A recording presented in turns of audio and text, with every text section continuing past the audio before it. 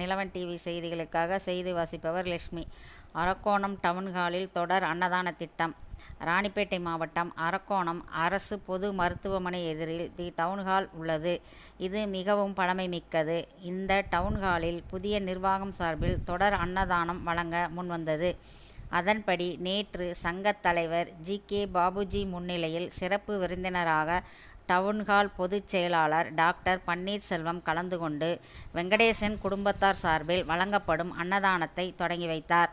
முன்னதாக சமூக நல பொறுப்பாளர் முருகவேல் சிறப்பு விருந்தினருக்கு பொன்னாடை போர்த்தி அனைவரையும் வரவேற்றார். நிகழ்ச்சியில் டவுன்ஹால் நிர்வாகிகள், செயற்குழு உறுப்பினர்கள் மற்றும் அங்கத்தினர்கள் பலர் திரளாக கலந்து கொண்டு அன்னதானமும் வழங்கினர். நிலவன் டிவி செய்திகளுக்காக செய்தியாளர் ரவி.